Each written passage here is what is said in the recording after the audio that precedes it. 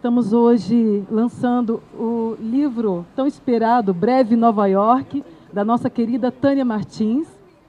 Nós vamos presenciar leituras de trechos do livro e um coquetel de vinhos. É isso. Muito obrigada pela presença de todos e tenhamos uma linda noite. Então eu queria convidar primeiro nosso amigo Afonso Lana. Por favor, Afonso. Boa noite a todos vocês. Quando o Robson telefonou para mim e me convidou para falar alguma coisa sobre o lançamento do livro da Tânia, eu fiquei muito lisonjeado com isso. E pensei, o que eu vou falar? Será que eu vou fazer um comentário sobre o livro? Será que eu vou citar alguma poesia relacionada à obra da Tânia? E comecei a pensar, falei, não, eu vou falar um pouco sobre como eu conheci a Tânia e o que eu acho dela. Eu conheci a Tânia há muitos anos atrás, em uma manifestação, não sei se a Tânia relembra, e não me lembro qual da manifestação para quê. E ela me passou um disquete com as obras dela. E eu falei assim, eu vou ver, naquela época eu tinha um domínio pequeno de computador, e olhei e interessei muito. E acabei perdendo essas obras porque queimou o meu computador. Então eu pensei, E mais tarde eu fui conhecendo, me aproximando. Então minha relação com a Tânia foi a seguinte. Primeira curiosidade, quem é essa figura que está sempre presente nos movimentos sociais? Depois, uma simpatia, porque na conversa com a Tânia, eu vi uma pessoa inteligente, segura de si e extremamente modesta e era capaz de se sentir muito bem numa conversa com ela. Posteriormente, a admiração, porque eu conheci a Tânia na sua magnitude. Então, o que eu acho? Em primeiro lugar, eu tenho a identidade política com ela, pelo seu passado político, que eu identifico com ela. Porque é muito fácil ser uma pessoa de esquerda com ideia de socialista alguns anos da vida. Mas o difícil é manter, com o passar do tempo, esse ideário socialista. Nós vimos muitas pessoas com esse ideário na juventude se perdendo. Eu conheci o Prestes, na antiga Alemanha Oriental, que ele dizia uma questão. Olha, não é preciso dar tudo de uma vez para o processo revolucionário, mas dar sempre um pouquinho durante toda a vida. Citando, com outras palavras, aquelas famosas palavras do Mayakovsky. Então, é exatamente isso. A gente vacila, há um impulso revolucionário nos primeiros anos da vida da gente, o radicalismo, outras vezes passa por uma forma mais acomodada de visão socialista, e todos nós passamos por isso, mas isso não importa. O importante é que mantenha acesa essa chama socialista. E é nesse sentido que eu me identifico profundamente com você, a todo momento. Eu comecei a ler esse livro da Tânia, mas, infelizmente, não cheguei a ler tudo. Mas nas primeiras palavras, eu li até a página 33, o capítulo 33, depois eu voltei, fui lá na frente, lá atrás, e eu achei muito interessante. Primeiro, é se tratar de uma obra que tenha como plano de fundo aquele ataque às Torres Gêmeas, isso de pano de fundo. E, através disso, se coloca todos os dilemas, o dilema dos protagonistas, dos personagens nessa obra. Então, é exatamente isso que eu acho interessante, e é com ela vai colocando uma série de preocupações do cidadão comum mergulhado numa sociedade tão complexa como a sociedade americana e a sociedade capitalista como tal. Tânia, é um grande prazer ler a sua obra e eu espero que ela tenha bastante sucesso, porque a nossa amiga Tânia, companheira Tânia, merece isso. Muito obrigado. Eu sou a Cleusa Bernardes e fiz, com muito prazer e muita honra, a revisão do livro da Tânia. Essa revisão foi trabalhosa por causa das minúcias, mas não por causa do texto. O trabalho do revisor tem que ser bastante mecânico, porque o que eu persegui no livro da Tânia para modificar foi apenas uma padronização das palavras de língua inglesa ou de outras línguas, e apenas isso. Um livro excelente, e aconteceu uma coisa que é uma armadilha para o revisor. Quando o texto é muito bom, a gente esquece de revisar. Aí, quando eu dava por mim, eu já tinha lido 3, 4 páginas, pelo gosto da leitura, e tinha que voltar e ler parágrafo por parágrafo, com um olhar crítico, mesmo até sem prestar muita atenção no que se está lendo, para captar esses detalhes que eu estava buscando, porque o meu trabalho ali era de revisão. Aí eu caía nessa armadilha com muita frequência. Lia um parágrafo com a técnica profissional, quando eu dava por mim, eu já estava lá, com as 4 páginas lá na frente, lendo o texto. Isso é um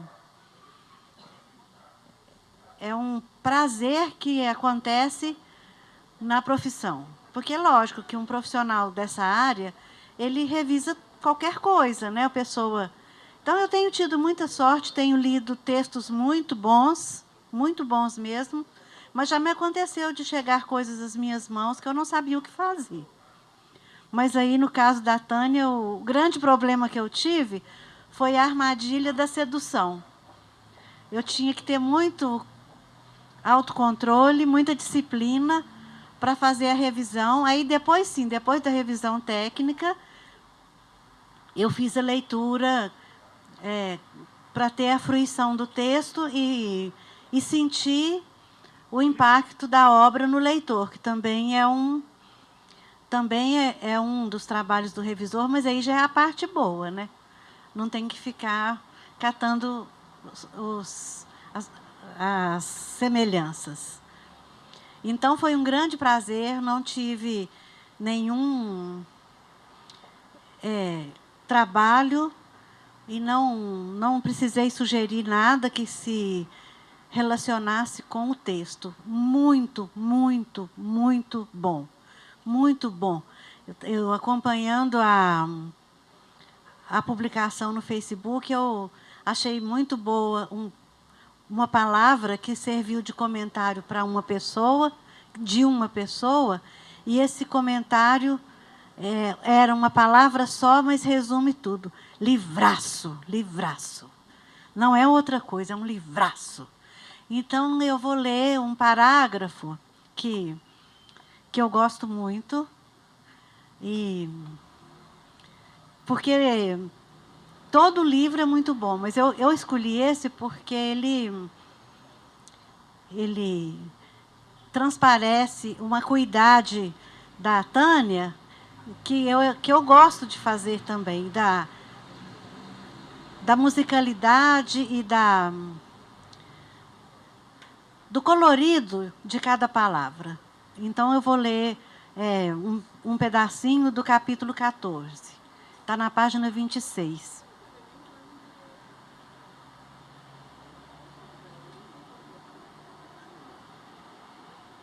Ora, falar bonito e complicado feito ela, que sempre soube que, por mais que a sociedade esconda, é o terror que sedimenta as angústias terrenas, a posse, o poder, a vaidade, a fome. Então, por que ela, Meg Maria, se desespera tanto se há anos aprendeu com uma poetisa norte-americana, inclusive, o sentido de saber perder, de um alfinete a um continente? E o espírito eterno de tudo também não é assim, liso, nu e reto? Elizabeth Bishop Morin. Esqueceu? Meg Maria murmurou consigo mesma. Mais certa sempre esteve Gertrude Stein. E murmurou. E Morin ficou pianinho Bishop, Gertrude. Obrigada.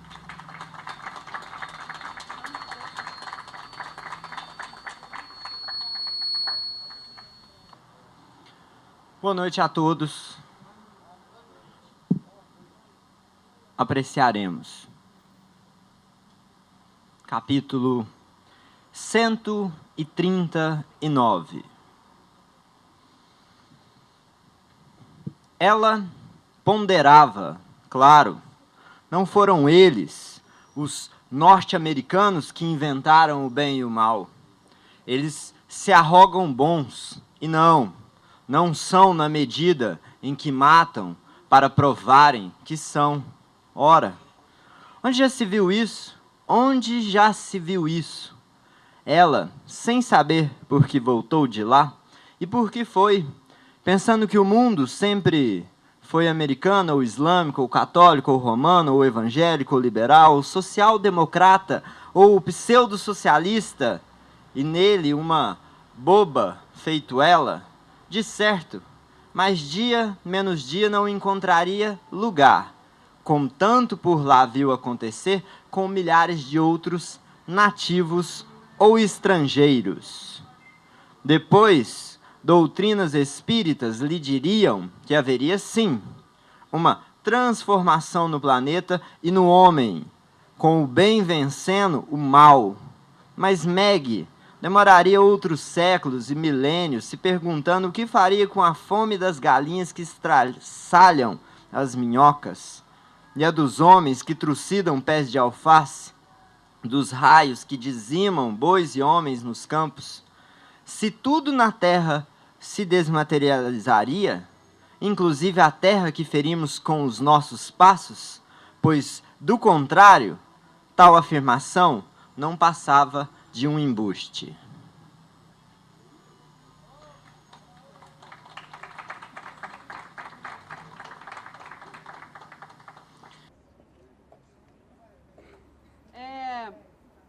Quando eu só fui ver que eu ia falar, eu só fui ver que ia falar alguma coisa quando eu vi o cartaz. Aí eu falei, meu Deus, o que eu vou falar dessa história, né? Mas essa história começa, eu acho que ela começa lá na sétima arte, né, Tânia? Começa lá na sétima arte. A Tânia escreveu um artigo no jornal Correio, falando da importância dos filmes que estavam lá, e aquilo, uma reportagem que eu guardo até hoje. Depois não vi Tânia. Eu fui dar uma oficina de roteiro no Sesc, e a Tânia estava lá fazendo oficina. E ela me disse, eu tenho muitas coisas escritas, muitas. Uma delas, o Breve Nova York, né? E outras, né, Tânia? E ela falou, eu quero fazer um filme. Aí eu falei, olha, vai lá na Casa da Cultura, que eu paro umas coisas lá e aí a gente começa... Entra no CELTX, converso com isso, porque essa ideia é boa demais, isso dá um filme, um belo filme. E aí a Tânia veio aqui na Casa da Cultura, nesse lugar aqui, e a partir dessa vinda, 2 vezes ela veio, em 15 dias ela fez o roteiro do Tim Brett. Ela fez o roteiro, colocou o roteiro numa oficina de roteiros do Esmir Filho, de uma residência de roteiros, e que tinha praticamente, acho que 400 roteiros. 374. 374 roteiros. E o dela ficou em 14º, sem ela nunca ter feito nenhum roteiro para filme. E aí começou, e o Breve Nova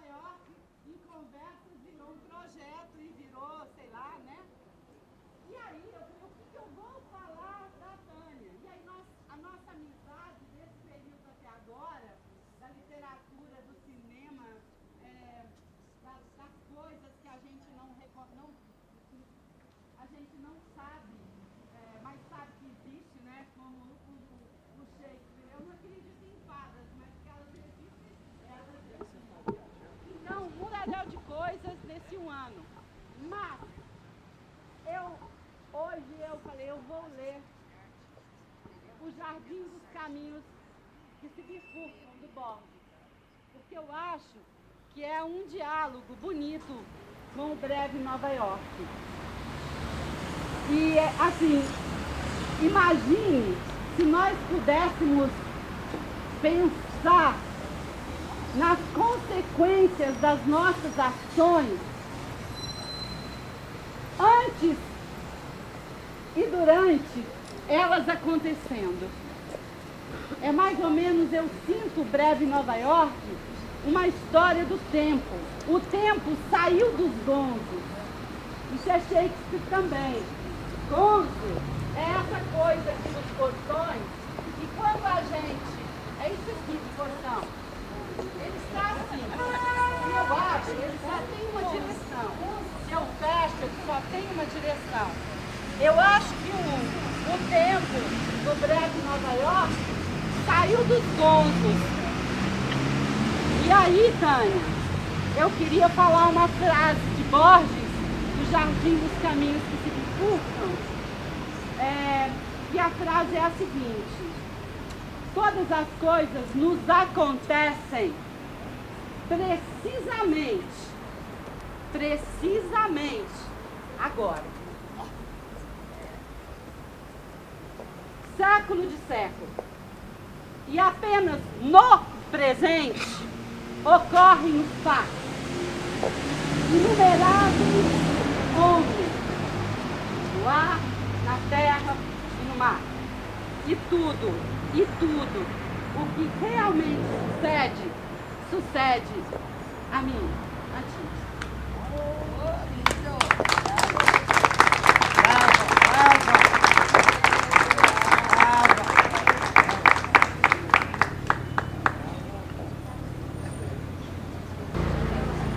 Pessoal, boa noite. Fala um pouco mais alto. Estão me ouvindo? Ouvindo? Ok. Turma, meu nome é Robson. Eu tive a honra e o prazer de fazer a editoração do livro da Tânia. A gente tem uma editora aqui na cidade que vem lançando alguns livros de autores locais. É a editora Subsolo, né? E eu queria dizer poucas palavras aqui. Quando a Tânia me apresentou a ideia do projeto do livro, mais alto. Quando a Tânia me apresentou a ideia do livro, ela me contou a história. A história que eu tive em Nova York, no dia do 11 de setembro, quase estive no 11º andar da Torre Norte, podia ter sido uma das vítimas e tal. Pô, história maluca, né? Bacana. E aí eu peguei o livro e fui ler. E vocês vão ter essa experiência. Porque o que a Tânia construiu, ela criou duas personagens que são ela. As duas são ela, as duas irmãs. E através dessas personagens é que ela discute a atualidade, discute o capitalismo, discute as questões do meio ambiente, discute o Oriente Médio, a indústria armamentista. Então o livro, como falou aqui o professor Afonso, ele tem o pano de fundo a questão do 11 de setembro. Porém, é um grande romance intrincado, certo? Que debate a questão também da imigração, né, Tânia? A questão do subdesenvolvimento latino. Então eu entendo esse livro como um romance de geração, um romance que debate várias questões que cada um de nós aqui passamos cotidianamente na vida da gente. Eu queria ler aqui para vocês um trecho do prefácio, que diz o seguinte: seus personagens, os personagens do livro, se debatem entre a incerteza de uma vida no estrangeiro, no American Way of Life, e a benevolência fútil de uma pátria-mãe gentil, que não se importa com seus destinos, soterrados pelas dificuldades e trágicas experiências. Ao mesmo tempo, em que critica o sistema político mundial e a ação massacrante do capitalismo, os conflitos no Oriente Médio, o socialismo russo, sua queda, a política expansionista norte-americana, a indústria armamentista, os filmes de Hollywood, as estrelas nos ombros dos generais, as crianças mortas de fome e frio. Tudo isso compõe o combustível para os questionamentos de suas personagens.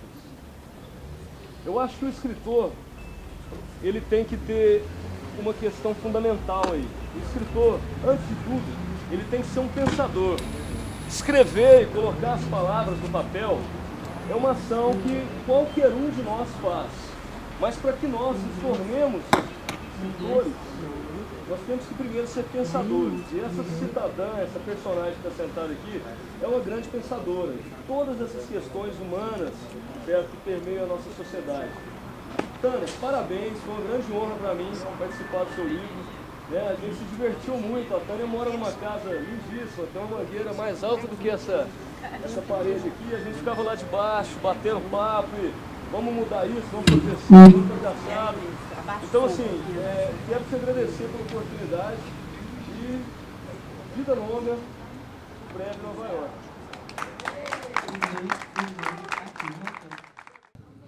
Boa noite, gente. Primeiro, como eu coloquei hoje de manhã no Facebook, agradecer a todas as pessoas que me ajudaram a fazer esse livro, agradecer à Secretaria de Cultura, à Prefeitura Municipal, agradecer principalmente todos os artistas nessa cidade e no Brasil afora, que têm conseguido lutar para que o Estado brasileiro não financie só cabo de aço, sapato, piche de asfalto, financie literatura, música, poesia, também, porque isso também é parte da nossa existência, tanto quanto um paralelepípedo. Primeiro isso, agradecer ao Robson, a Cleide, a toda a equipe dele.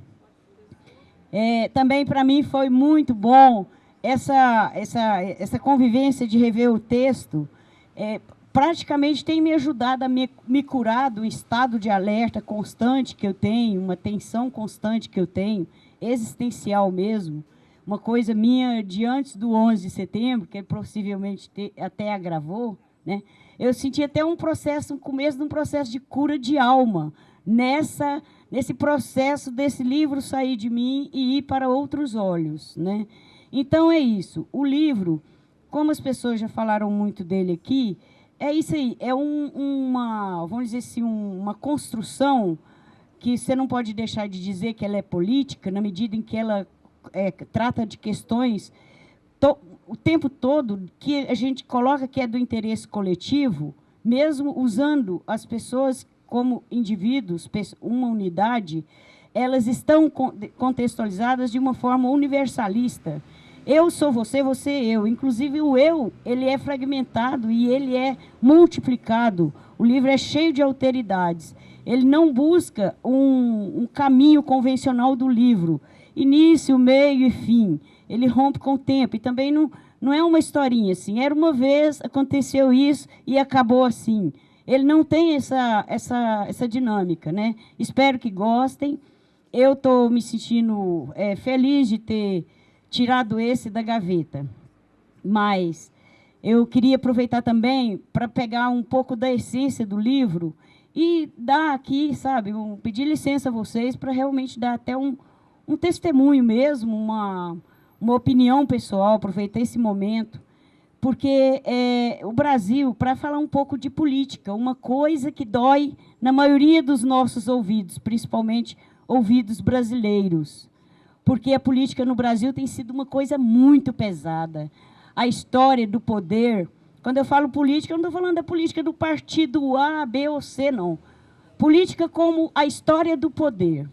Se você estudar a política no Brasil como história do poder, você, pelo menos no meu caso, não me escapa um profundo sofrimento com quase tudo que você olha no aspecto político no Brasil. Tudo nos desagrada, tudo nos contradiz, tudo nos ofende, tudo nos desanima, tudo nos desilude, né? E a gente acaba começando a pegar fiapos do que possa existir de vida nesse contexto que é o exercício do poder ser um exercício triturador de indivíduos, de sonhos, de necessidades. Então, o livro passa muito por aí. Eu queria saltar no tempo, voltar para contextualizar a questão política hoje no Brasil, porque eu tenho necessidade de buscar luzes pelos túneis.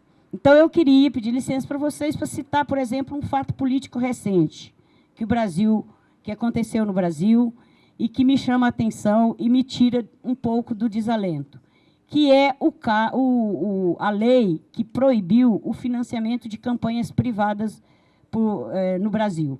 Dinheiro de empresas pagando políticos para se elegerem.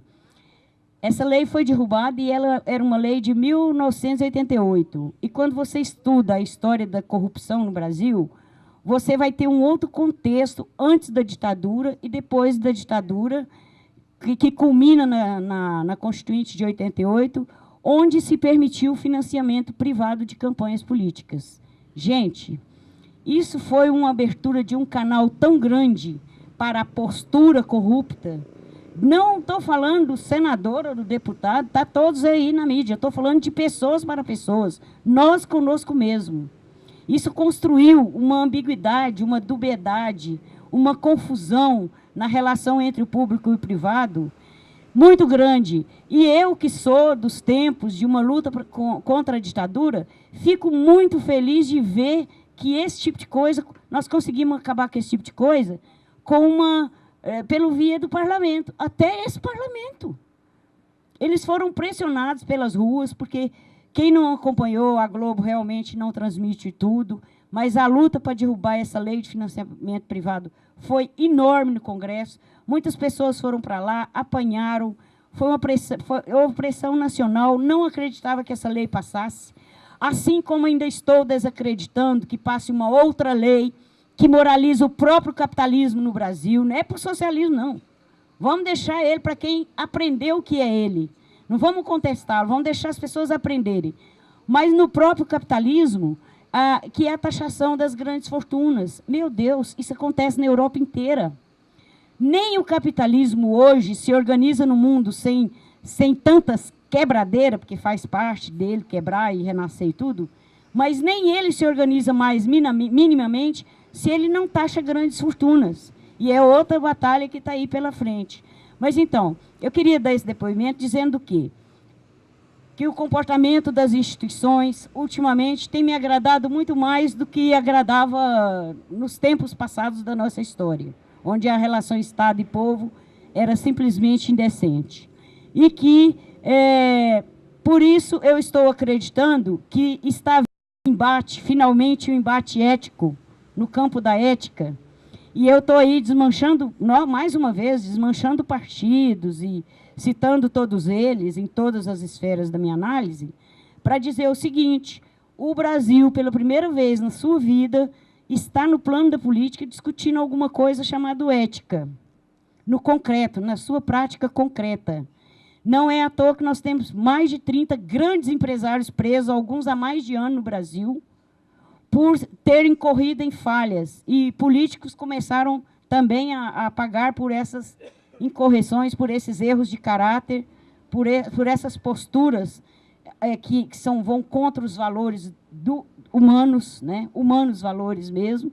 Então, eu estou muito satisfeito com isso, vendo a sociedade passar. E orgulhosa de que nós temos à frente disso aí uma mulher, que é uma mulher que você pode dizer tudo dela, menos que ela é desonesta, menos que ela é corajosa, porque se ela não quisesse, nada disso aí estaria acontecendo, porque os outros anteriores abafaram todos os acontecimentos. Os tribunais nossos estão entupidos de todas essas histórias que nunca dão em nada. Com ela está havendo uma limpeza. O único presidente antes dela que tentou alguma coisa parecida no plano político foi o Jânio Quadros, mas ele era uma pessoa mentalmente desequilibrada, ficou muito frágil no poder, acabou tendo uma crise paranoica e saindo da presidência, renunciando. Então, eu queria compartilhar isso aqui com vocês.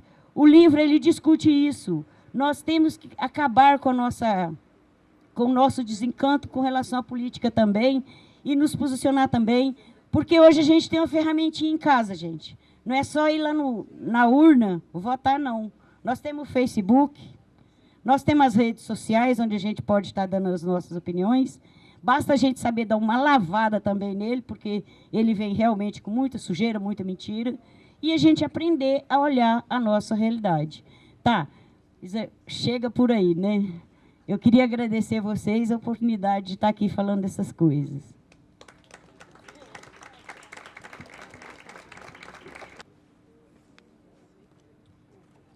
Então, esse bicho que mexe com a gente, para a gente falar, querer falar também, é complicado. Esse bicho que mexe com a gente, que é professor, para querer falar, é muito complicado. Mas eu vou falar uma coisinha aqui que eu acho extremamente importante. Eu vivo nessa cidade há mais de 28 anos. Eu vivo nessa cidade há mais de 28 anos. Eu vivi entre Niterói e Rio de Janeiro 30 anos. E vivi em Manaus 10 anos. O que eu tenho visto, e sou um estudioso da cidade, e de uns 20 anos para cá eu aprendi a olhar a cidade, a abordar a cidade na perspectiva cultural. E o que nós temos visto ultimamente aqui em Uberlândia, particularmente nessa área da abertura cultural, é que se a gente dá oportunidade, se surge a oportunidade, nos mais diferentes segmentos sociais, tem muita coisa para apresentar, tem muita coisa para mostrar. Isso é uma coisa nova para nós no Brasil, essa oportunidade da diversidade cultural. E dizendo isso, eu queria dizer que é muito importante todos e todas nós trabalharmos intensa e arduamente no sentido da tolerância, da abertura, da possibilidade de se conhecer o que é essa riqueza incomensurável, que é a riqueza do povo brasileiro, que é a riqueza da sociedade brasileira, tão misturada e tão diversificada, inclusive incluindo a natureza aí, para amalgamar tudo isso. Isso é uma coisa muito importante. Se nós já tivéssemos avançado nesse sentido, nós não teríamos as barbáries que estamos vendo todo o tempo, ultimamente, nesse país, nessa cidade, nesse estado e nessa região. Isso é uma coisa muito triste, mas eu tenho a convicção que nós vamos, através das artes e principalmente da diversidade cultural, superar isso e mostrar a grandeza que nós somos enquanto nação e enquanto povo brasileiro.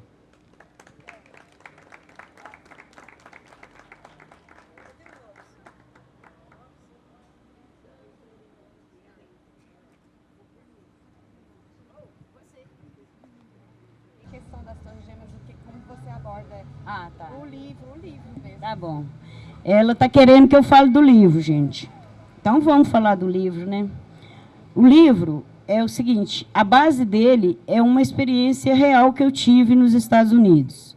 Eu viajei para lá em agosto de 2001 e fui para pesquisar e buscar investidores para um trabalho, uma inovação no meio ambiente. Então, eu fui em Manhattan, no escritório do De Paula, que é o cara em Nova York, que faz tradução de documentos para a gente. E pedi para ele, falei, olha, eu vim aqui porque eu preciso trazer uma patente para o inglês. E ele me disse, Tânia, isso eu não faço, porque patente é uma coisa muito específica. Então, eu vou te dar o telefone aqui de uma amiga minha, advogada brasileira também, a Débora, e você liga para ela e marca. Ela faz patente. Pronto, eu desci do escritório, liguei para ela, isso era 9 de setembro, liguei para ela do Orelhão, as Coras lá, liguei, a secretária dela atendeu e marcou. Tânia, ela está no Canadá, ela chega amanhã, à tarde. Então, eu vou marcar para você, depois de amanhã, às 9 da manhã, dia 11 de setembro. Aí eu falei, legal, beleza. Gente, a hora que eu desliguei esse telefone, eu me deparei com uns sentimentos, assim, uma emoção tão louca dentro de mim. Eu não tenho palavra para dizer, porque a intuição, você tem uma intuição, uma coisa que é leve. Não, eu tive uma convulsão. Eu sabia que eu não ia lá, eu não sabia por que eu não ia lá. Eu comecei a rir de mim mesma por estar naquela situação e pus o telefone no gancho e fui para casa. Sabia que não ia, tanto que nem contei para as minhas amigas, só contei para uma delas, que chegou à noite no local que eu morava, e pronto. Mas eu contei que eu tinha marcado, porque ela ficava marcando em cima do projeto. Tânia, eu vou te ajudar aqui. E, de fato, eu já tinha conseguido um investidor para o projeto na Flórida, em Port Raton. Então, eu já tinha feito 2 reuniões, eles já tinham decidido investir no nosso projeto no Brasil, fazer uma fábrica no Brasil. Estava tudo mil maravilha, né? Mas eu sabia que eu não ia lá. Do dia 9 para o dia 10, eu tive um sonho, não era um sonho, hoje eu já incursionando pela leitura espírita e tudo, eu sei que não foi um sonho, foi uma revelação espiritual, tal como ela, muitas vezes, a gente merece que ela aconteça, que eu fiquei a noite toda com mais umas 2 ou 3 pessoas, num terreno baldio, cercado de prédios como esses aqui, num terreno baldio, catando pedaços de pessoas, cadáveres, pessoas que tinham acabado de serem estraçalhadas, aquele mundo velho de sangue, e eu carregando essas pessoas com outras pessoas para ambulâncias na porta. Eu amanheci muito cansada, dia 10, eu não saí de casa, eu não fiz nada. Eu fiquei o dia inteiro cansada. Para não falar que eu não fiz nada, eu fui na conveniência da esquina comprar um pão. Isso em Forest Hills. E fui dormir à noite. Quando acorda, as pessoas de manhã já levantam e eu acordo ali, a televisão ligada, eu vejo o ataque na primeira torre. Aí o pessoal, o que é isso? Isso não é filme, isso que é isso? Está acontecendo agora em Manhattan. A gente subiu para o alto do prédio. Quando a gente chegou no alto do prédio, eu vi o 2º avião batendo. Forest Hills é longe, né? Meia hora é muito tempo no metrô, né? Mas deu para ouvir o barulho e deu para ver o avião, o estrago do avião, né? Bom, descemos. E o livro revela, né, o que a mídia cobria. Esse livro discute muito a mídia, o papel da imprensa, o papel das mídias atualmente, né? A cobertura é que existiam 100 bombas, que existiam 12 aviões, que tinham derrubado 47 prédios, que tinham soterrado 200 mil carros. 200 mil carros. Então, eu fui vivenciando durante uma semana essa tragédia de dentro dela, né? Fui lá, só consegui chegar no local 3 dias depois, porque isolaram a área, a gente chegava em Manhattan só uns 4 quarteirões de distância, dava para ver só aqueles fios de fumaça e tal. Depois é que eu consegui chegar um pouco mais perto, mas a hora que o aeroporto abriu, eu falei tchau. Porque o meu projeto, eles desmarcaram, falaram que ia ficar... Olha que capacidade de capitalismo, hein? Os investidores falaram, não, agora a gente não vai investir aí, a gente vai investir em segurança interna. Tá? Um empresário, olha só, pensa no Brasil, empresário brasileiro, pensando certo ou errado. Mas me diz aqui, empresário brasileiro pensando assim no Brasil, vocês conhecem alguém? Então, gente, deixou também as minhas admirações por essa história, entendeu? Os caras pensaram, as pessoas aqui estão ameaçadas, as pessoas aqui estão sendo atingidas, então nós vamos cuidar dessas pessoas. Pela madrugada, né? É um banho que dá na gente isso aí. Você conseguir te responder aí?